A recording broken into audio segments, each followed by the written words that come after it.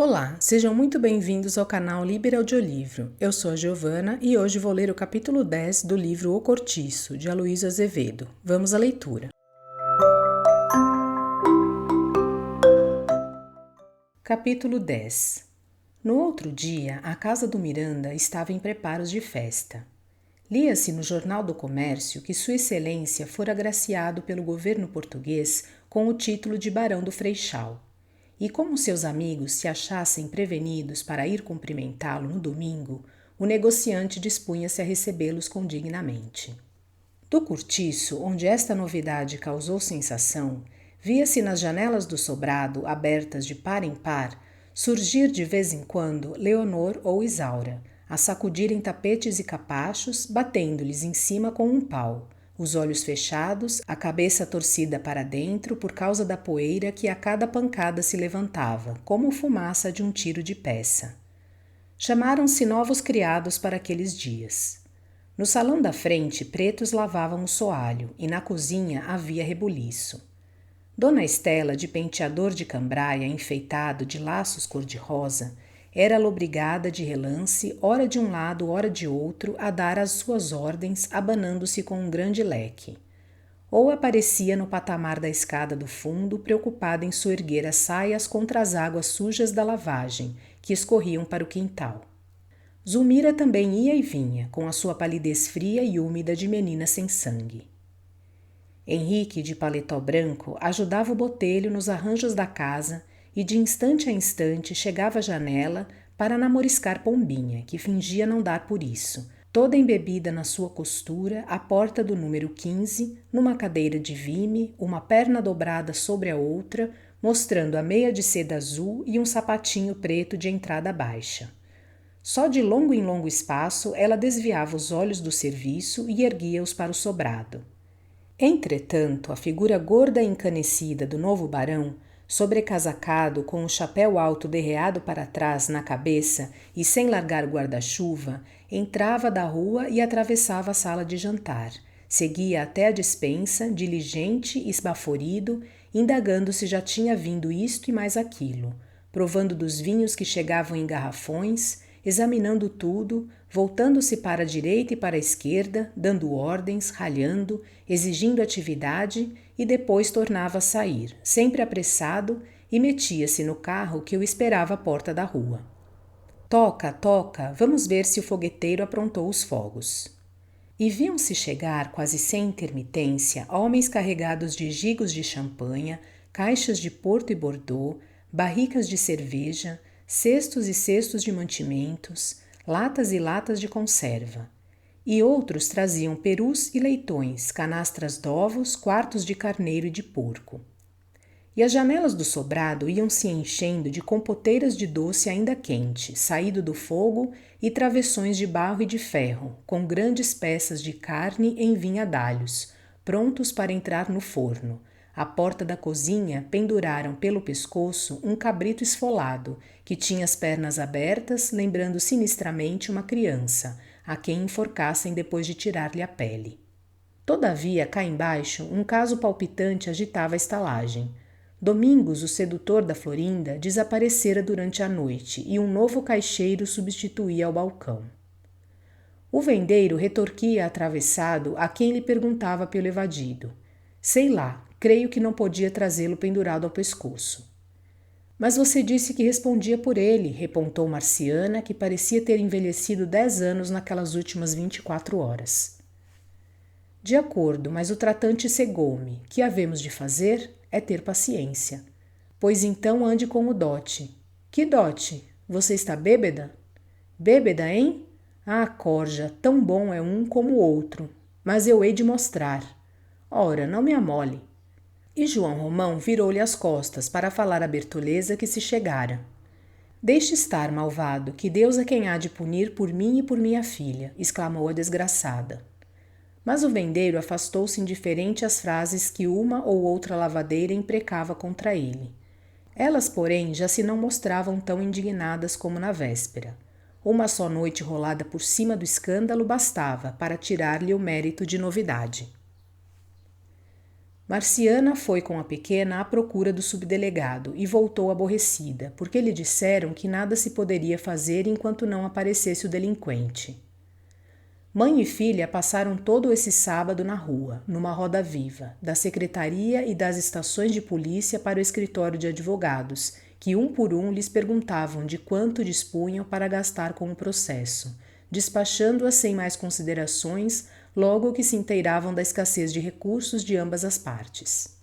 Quando as duas, prostradas de cansaço, esbraseadas de calor, tornaram à tarde para a estalagem, na hora em que os homens do mercado, que ali moravam, recolhiam-se já com os balaios vazios ou com o resto da fruta que não conseguiram vender na cidade, Marciana vinha tão furiosa que, sem dar palavra à filha e com os braços moídos de esbordoá-la, abriu toda a casa e correu a buscar água para baldear o chão. Estava possessa. Vê a vassoura, anda, lava, lava que está isto uma porcaria. Parece que nunca se limpa o diabo desta casa. É deixá-la fechada 1 hora e morre-se de fedor. Apre, isso faz peste. E notando que a pequena chorava, agora deste para chorar, hein? Mas na ocasião do relaxamento havias de estar bem disposta. A filha soluçou. Cala-te, coisa ruim, não ouviste? Florinda soluçou mais forte. Ah, chora sem motivo? Espera que te faço chorar com razão. E precipitou-se sobre ela com uma acha de lenha. Mas a mulatinha, de um salto, pinchou pela porta e atravessou de uma só carreira o pátio da estalagem, fugindo em desfilada pela rua.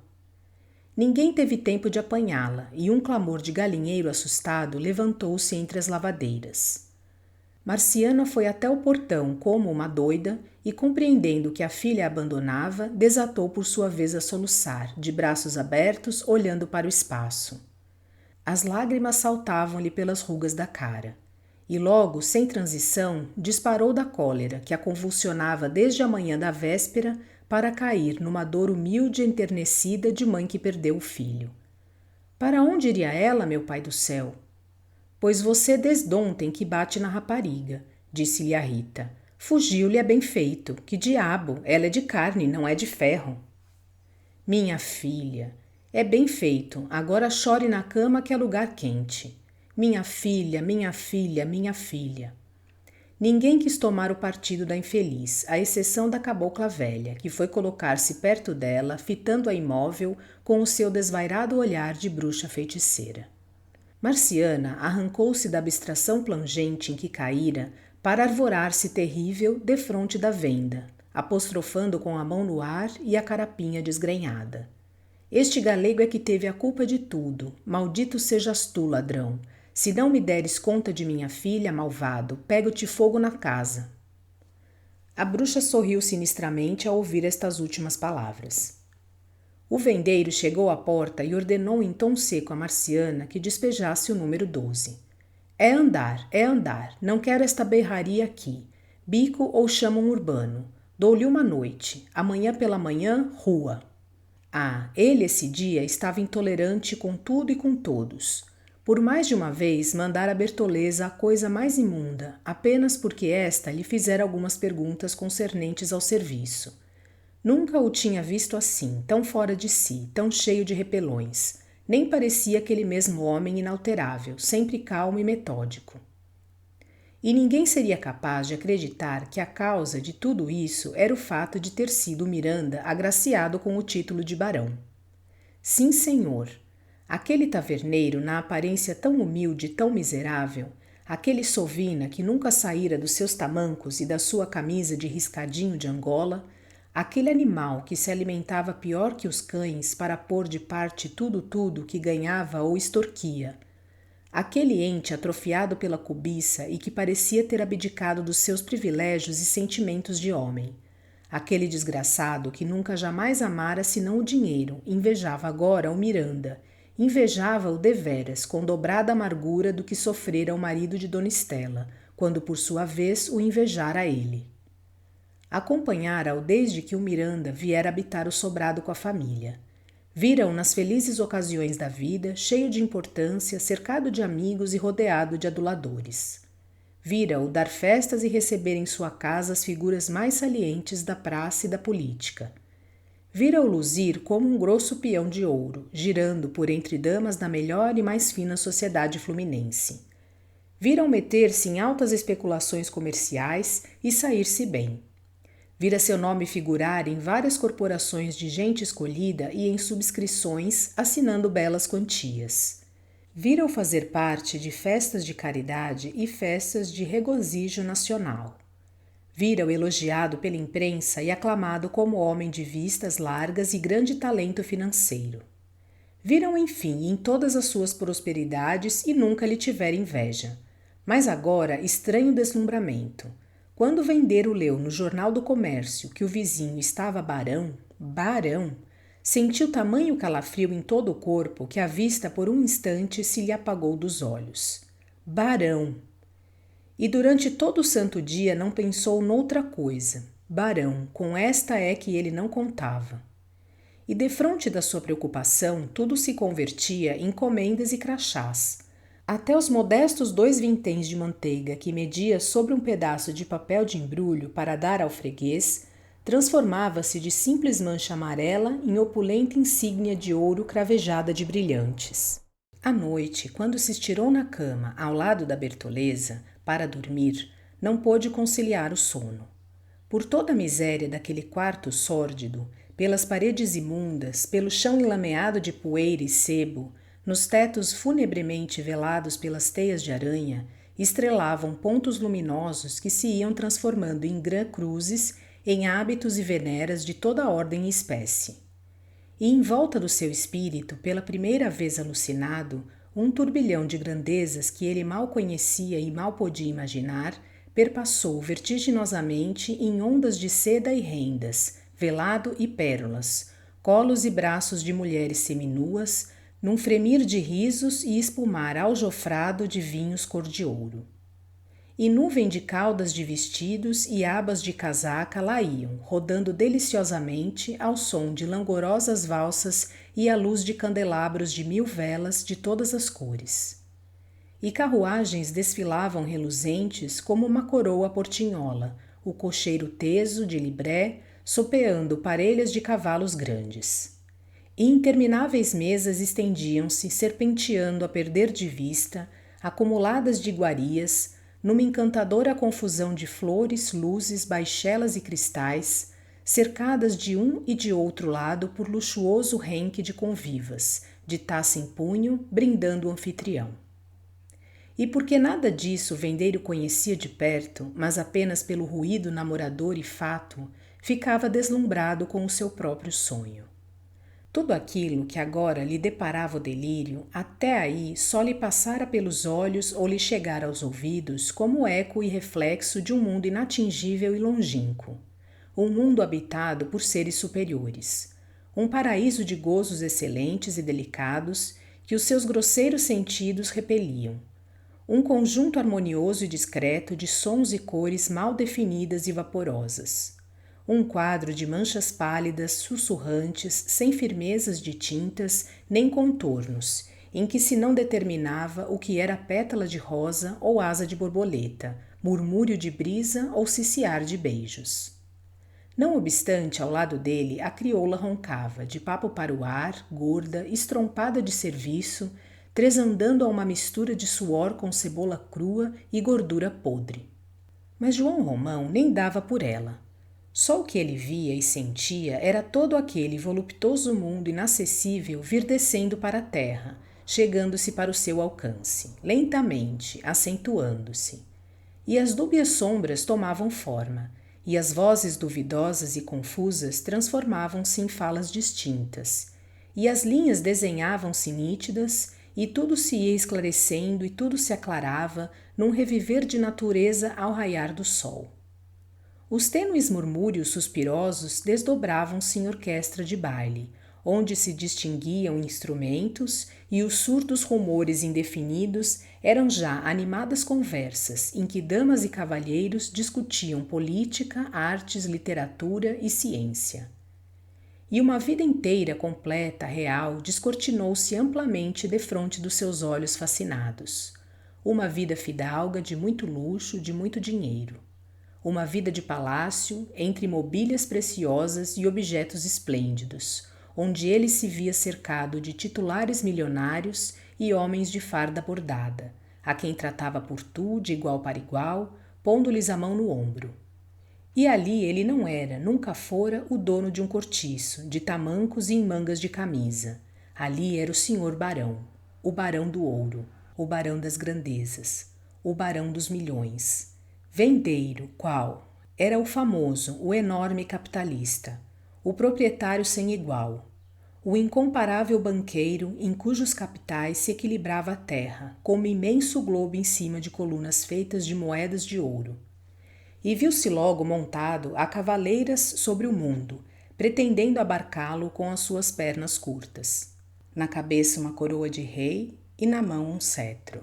E logo de todos os cantos do quarto começaram a jorrar cascatas de libras esterlinas e a seus pés principiou a formar-se um formigueiro de pigmeus em grande movimento comercial. E navios descarregavam pilhas e pilhas de fardos e caixões marcados com as iniciais do seu nome, e telegramas faiscavam eletricamente em volta da sua cabeça.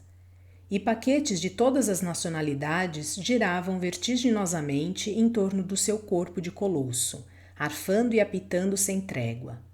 E rápidos comboios a vapor atravessavam-no todo de um lado a outro, como se o cosessem com uma cadeia de vagões. Mas de repente tudo desapareceu com a seguinte frase: "Acorda, seu João, para ir à praia, são horas." Bertoleza chamava-o aquele domingo, como todas as manhãs, para ir buscar o peixe que ela tinha de preparar para os seus fregueses. João Romão, com medo de ser iludido, não confiava nunca aos empregados a menor compra a dinheiro. Nesse dia, porém, não se achou com ânimo de deixar a cama e disse à amiga que mandasse o Manuel. Seriam 4 da madrugada. Ele conseguiu, então, passar pelo sono. Às 6 estava de pé. Defronte, a casa do Miranda resplandecia já. Içaram-se bandeiras nas janelas da frente. Mudaram-se as cortinas, armaram-se florões de murta à entrada e recamaram-se de folhas de mangueira o corredor e a calçada. Dona Estela mandou soltar foguetes e queimar bombas ao romper da alvorada. Uma banda de música em frente à porta do sobrado tocava desde essa hora. O barão madrugara com a família, todo de branco, com uma gravata de rendas, brilhantes no peito da camisa, chegava de vez em quando a uma das janelas ao lado da mulher ou da filha, agradecendo para a rua, e limpava a testa com o lenço, acendia charutos, risonho, feliz, resplandecente. João Romão via tudo isto com o coração moído. Certas dúvidas aborrecidas entravam-lhe agora a roer por dentro. Qual seria o melhor e o mais acertado? Ter vivido como ele vivera até ali, curtindo privações, em tamancos e mangas de camisa, ou ter feito como Miranda, comendo boas coisas e gozando a farta? Estaria ele, João Romão, habilitado a possuir e desfrutar tratamento igual ao do vizinho? Dinheiro não lhe faltava para isso. Sim, de acordo. Mas teria ânimo de gastá-lo assim, sem mais nem menos? Sacrificar uma boa porção de contos de réis tão penosamente acumulados em troca de uma teteia para o peito? Teria ânimo de dividir o que era seu, tomando esposa, fazendo família e cercando-se de amigos? Teria ânimo de encher de finas iguarias e vinhos preciosos a barriga dos outros, quando até ali fora tão pouco condescendente para com a própria? E caso resolvesse mudar de vida radicalmente, unir-se a uma senhora bem educada e distinta de maneiras, montar um sobrado como o do Miranda e volver-se titular, estaria apto para o fazer? Poderia dar conta do recado? Dependeria tudo isso somente da sua vontade? Sem nunca ter vestido um paletó, como vestiria uma casaca? Com aqueles pés deformados pelo diabo dos tamancos, criados à solta, sem meias, como calçaria sapatos de baile? E suas mãos, calosas e maltratadas, duras como as de um cavouqueiro, como se ajeitariam com a luva?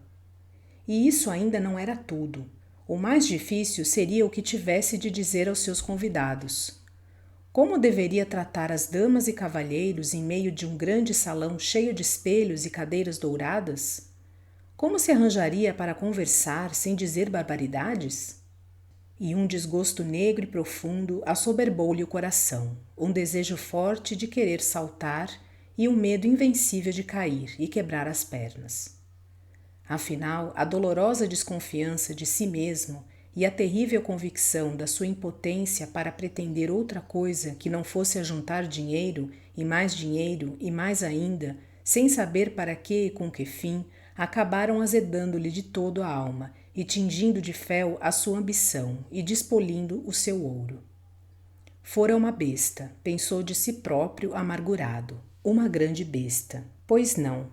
Por que em tempo não tratara de habituar-se logo a certo modo de viver, como faziam tantos outros seus patrícios e colegas de profissão? Por que, como eles, não aprender a dançar? E não frequentar sociedades carnavalescas?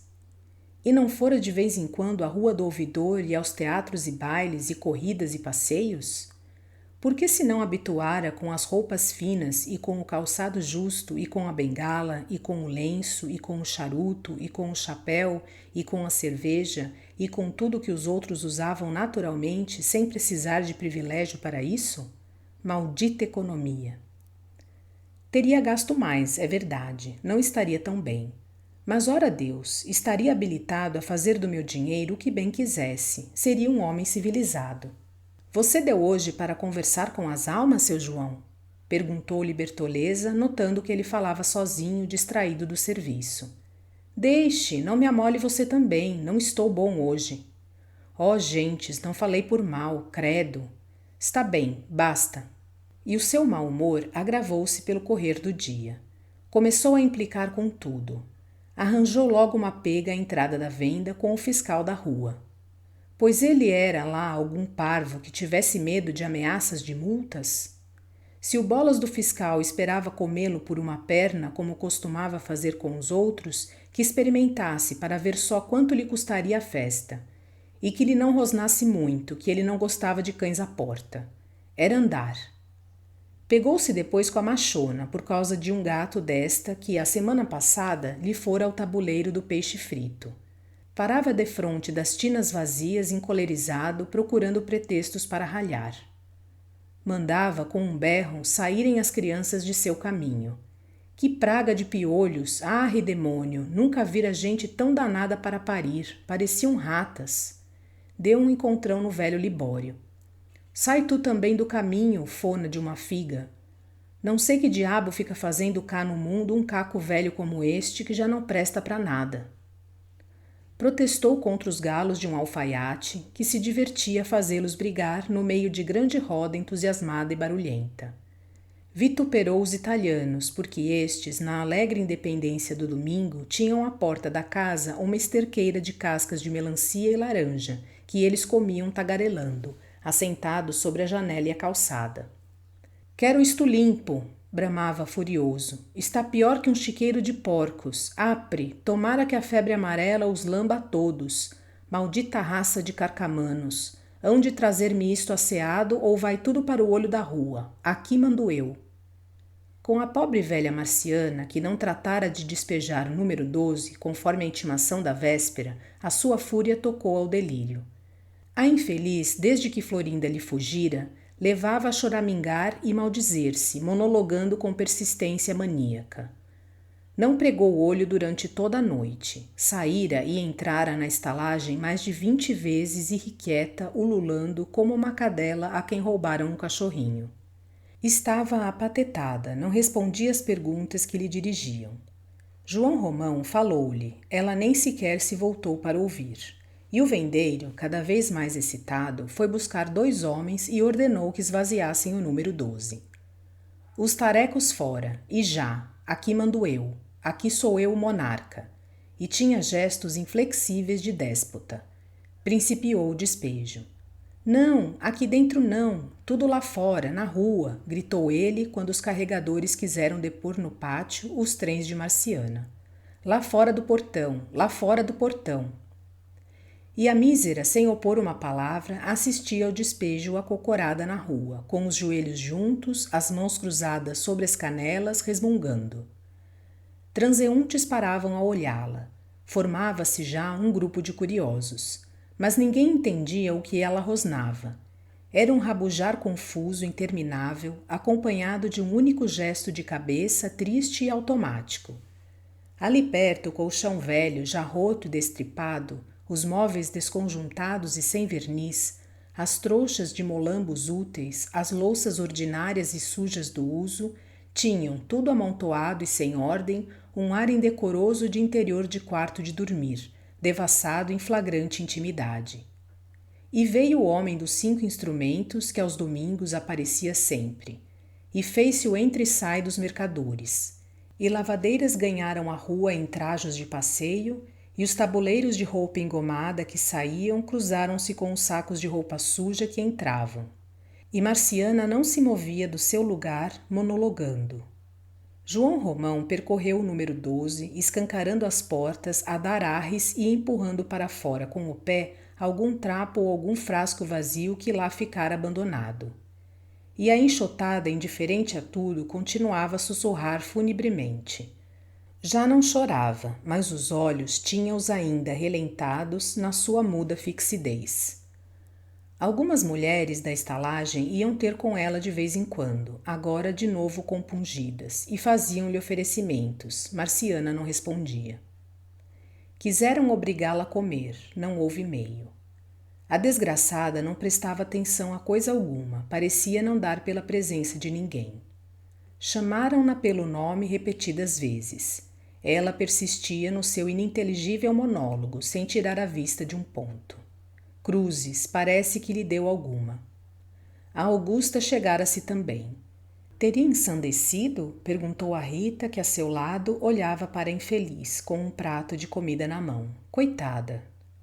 Tia Marciana, dizia a mulata, não fique assim, levante-se, meta os seus trens para dentro, vá lá para casa até encontrar arrumação. Nada, o monólogo continuava. Olhe que vai chover, não tarda a cair água, já senti 2 pingos na cara. Qual? A bruxa, a certa distância, fitava com estranheza, igualmente imóvel, como um efeito de sugestão. Rita afastou-se porque acabava de chegar o Firmo, acompanhado pelo Porfírio, trazendo ambos embrulhos para o jantar. O amigo das dores também veio. Deram 3 horas da tarde. A casa do Miranda continuava em festa animada, cada vez mais cheia de visitas. Lá dentro a música quase que não tomava fôlego, enfiando quadrilhas e valsas. Moças e meninas dançavam na sala da frente com muito riso. Desarrolhavam-se garrafas a todo instante. Os criados iam e vinham, de carreira, da sala de jantar à despensa e à cozinha, carregados de copos em salvas. Henrique, suado e vermelho, aparecia de quando em quando à janela, impaciente por não ver Pombinha, que estava esse dia de passeio com a mãe em casa de Léone.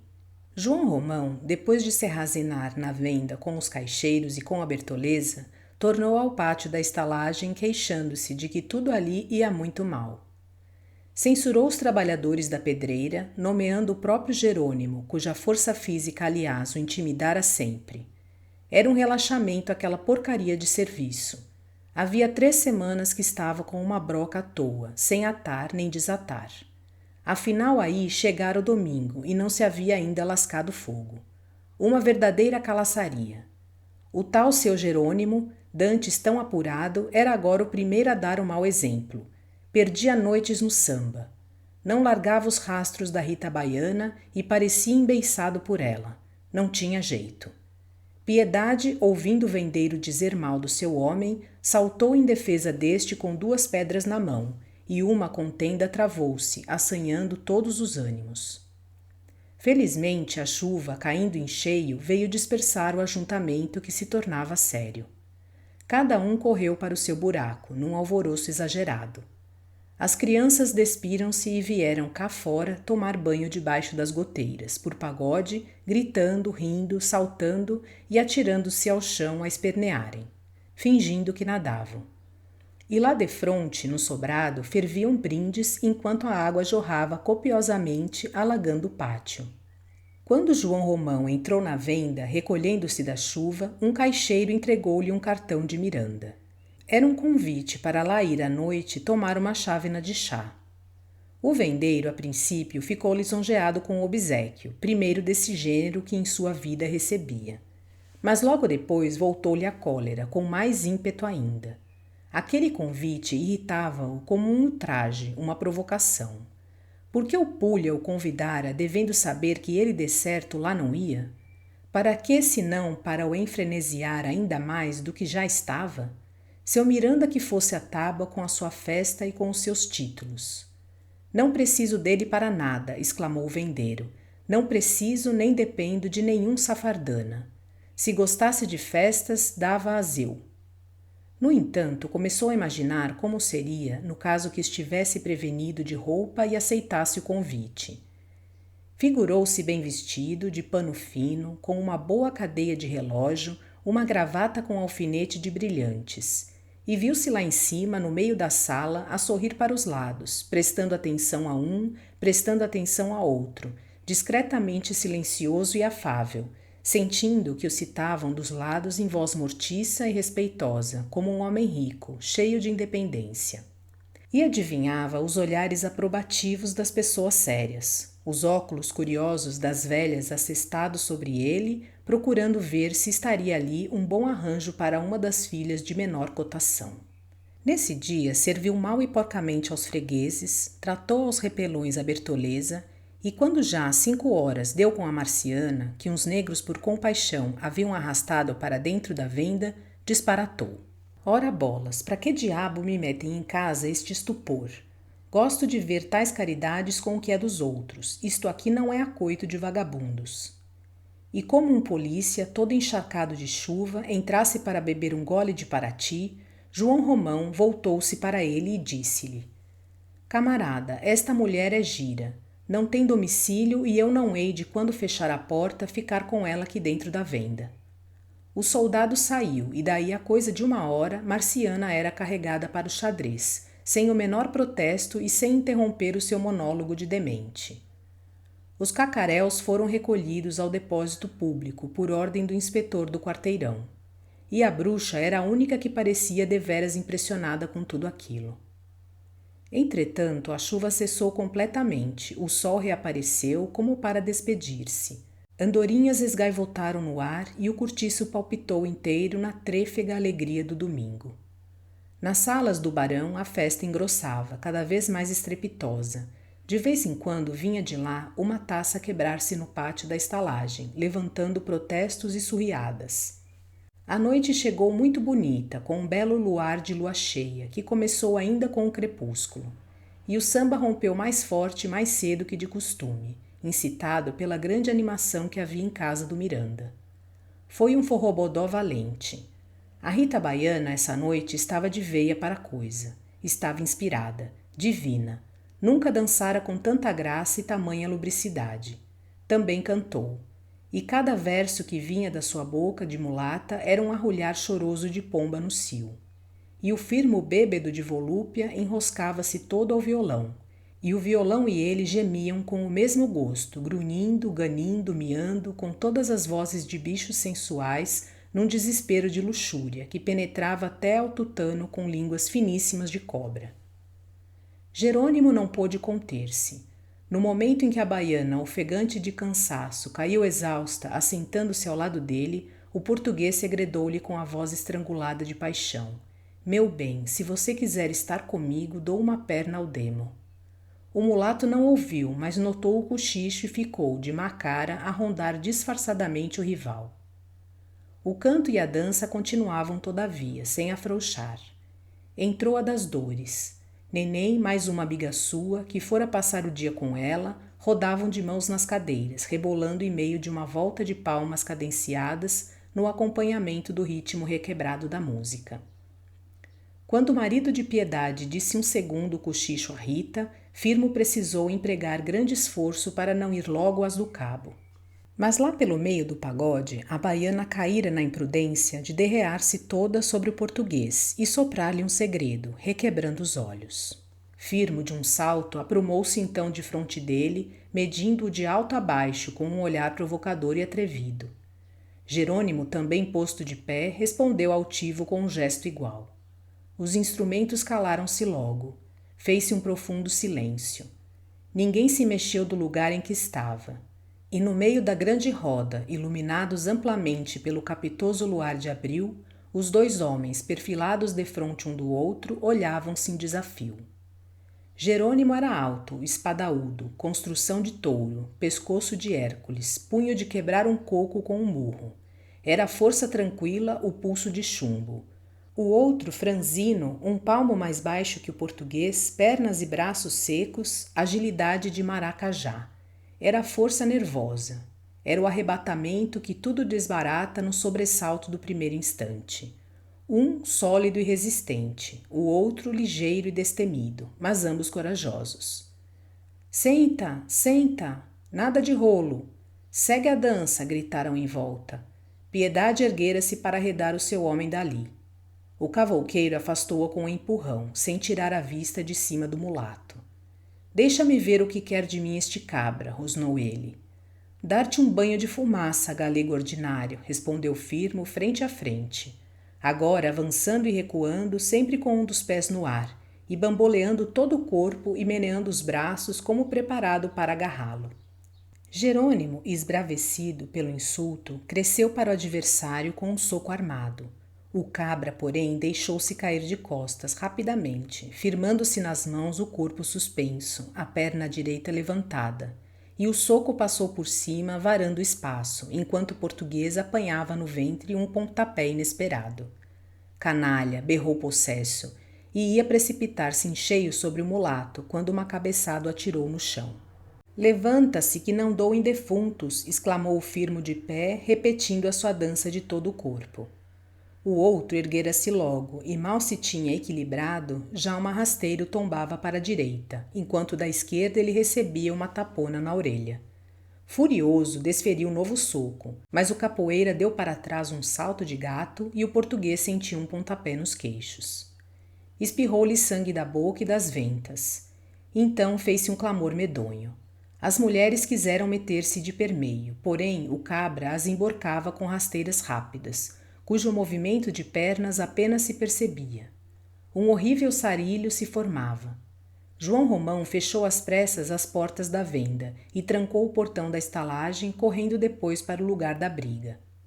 O Bruno, os mascates, os trabalhadores da pedreira e todos os outros que tentaram segurar o mulato tinham rolado em torno dele, formando-se uma roda limpa, no meio da qual o terrível capoeira, fora de si, doido, reinava, saltando a um tempo para todos os lados, sem consentir que ninguém se aproximasse. O terror arrancava gritos agudos.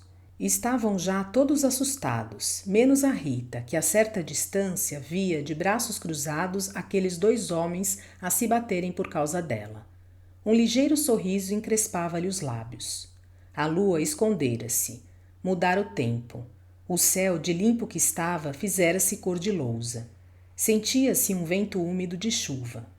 Piedade berrava reclamando polícia. Tinha levado um troca-queixos do marido porque insistia em tirá-lo da luta. As janelas do Miranda acumulavam-se de gente. Ouviam-se apitos soprados com desespero. Nisto ecoou na estalagem um bramido de fera enraivecida. Firmo acabava de receber, sem esperar, uma formidável cacetada na cabeça.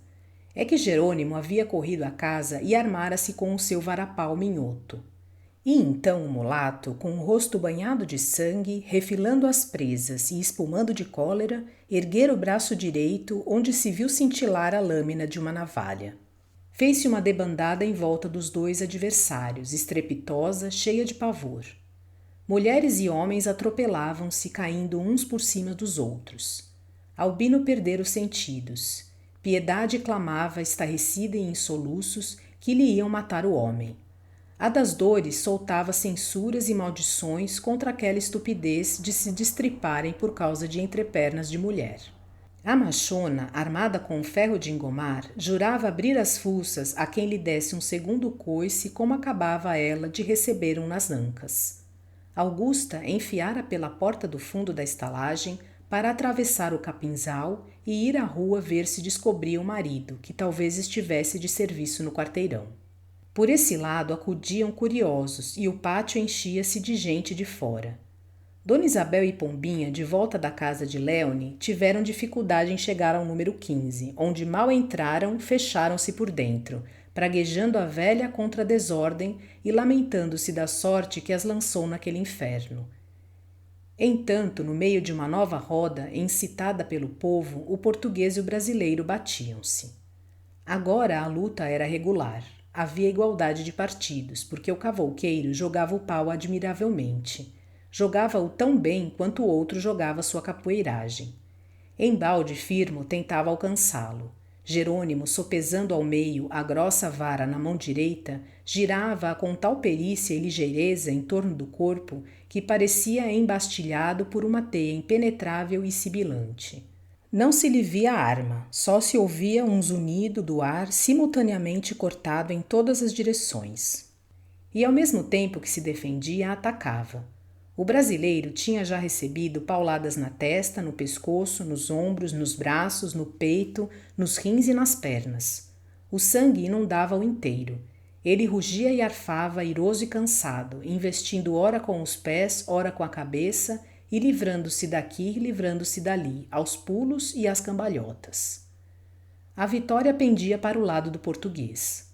Os espectadores aclamavam-no já com entusiasmo. Mas de súbito o capoeira mergulhou, num relance, até as canelas do adversário e surgiu-lhe rente dos pés, grupado nele, rasgando-lhe o ventre com uma navalhada. Jerônimo soltou um mugido e caiu de borco, segurando os intestinos. Matou, matou, matou! Exclamaram todos com assombro. Os apitos esfuziaram mais assanhados. Firmo varou pelos fundos do cortiço e desapareceu no capinzal. Pega, pega! Ai, o meu rico homem! Ululou Piedade, atirando-se de joelhos sobre o corpo ensanguentado do marido. Rita viera também de carreira lançar-se ao chão junto dele para lhe afagar as barbas e os cabelos. É preciso o doutor, suplicou aquela, olhando para os lados à procura de uma alma caridosa que lhe valesse. Mas nisto um estardalhaço de formidáveis pranchadas estrugiu no portão da estalagem. O portão abalou com estrondo e gemeu. Abre, abre! Reclamavam de fora. João Romão atravessou o pátio como um general em perigo, gritando a todos. Não entra a polícia, não deixa entrar, aguenta, aguenta! Não entra, repercutiu a multidão em coro. E todo o cortiço ferveu que nem uma panela ao fogo. Aguenta, aguenta! Jerônimo foi carregado para o quarto a gemer nos braços da mulher e da mulata. Aguenta, aguenta! De cada casulo espipavam homens armados de pau, achas de lenha, varais de ferro. Um empenho coletivo os agitava agora, a todos, numa solidariedade briosa, como se ficassem desonrados para sempre se a polícia entrasse ali pela primeira vez. Enquanto se tratava de uma simples luta entre dois rivais, estava direito. Jogassem lá as cristas, que o mais homem ficaria com a mulher. Mas agora tratava-se de defender a estalagem, a comuna, onde cada um tinha a zelar por alguém ou alguma coisa querida. Não entra, não entra! E berros atroadores respondiam às pranchadas, que lá fora se repetiam ferozes. A polícia era o grande terror daquela gente, porque sempre que penetrava em qualquer estalagem havia grande estropício. A capa de evitar e punir o jogo e a bebedeira, os urbanos invadiam os quartos, quebravam o que lá estava, punham tudo em polvorosa. Era uma questão de ódio velho. E enquanto os homens guardavam a entrada do capinzal e sustentavam de costas o portão da frente, as mulheres, em desordem, rolavam as tinas, arrancavam jiraus, arrastavam carroças, restos de colchões e sacos de cal, formando às pressas uma barricada. As pranchadas multiplicavam-se. O portão rangia, estalava, começava a abrir-se, ia ceder. Mas a barricada estava feita e todos entrincheirados atrás dela. Os que entravam de fora, por curiosidade, não puderam sair e viam-se metidos no surumbamba. As cercas das hortas voaram. A machona, terrível, fungara as saias e empunhava na mão o seu ferro de engomar. A das dores, que ninguém dava nada por ela, era uma das mais duras e que parecia mais empenhada na defesa. Afinal, o portão lascou. Um grande rombo abriu-se logo. Caíram tábuas, e os 4 primeiros urbanos que se precipitaram dentro foram recebidos a pedradas e garrafas vazias. Seguiram-se outros. Havia uns 20. Um saco de cal despejado sobre eles desnorteou-os. Principiou então o salseiro grosso. Os sabres não podiam alcançar ninguém por entre a trincheira, ao passo que os projetis arremessados lá de dentro desbaratavam o inimigo. Já o sargento tinha a cabeça partida e 2 praças abandonavam o campo à falta de ar.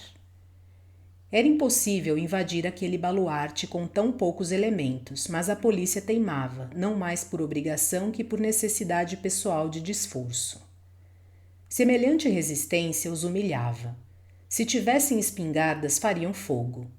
O único deles que conseguiu trepar a barricada rolou de lá abaixo sob uma carga de pau que teve de ser carregado para a rua pelos companheiros. O Bruno, todo sujo de sangue, estava agora armado de um rifle e o Porfiro, mestre na capoeiragem, tinha na cabeça uma barretina de urbano. Fora os morcegos! Fora! Fora!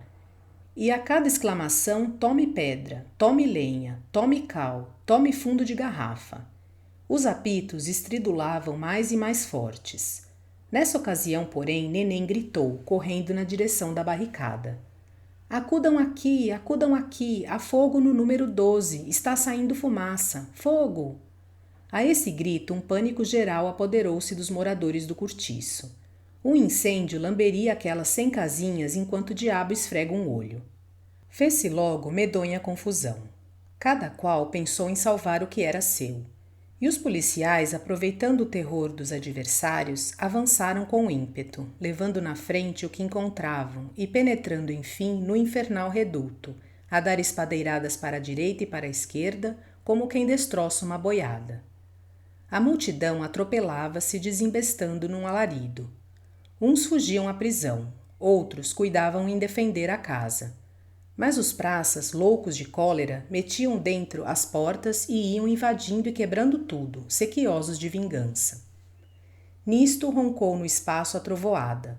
O vento do norte zuniu mais estridente e um grande pé d'água desabou cerrado. Espero que tenham gostado da leitura deste capítulo do livro O Cortiço, de Aloísio Azevedo. Obrigada por sua companhia. Até a próxima.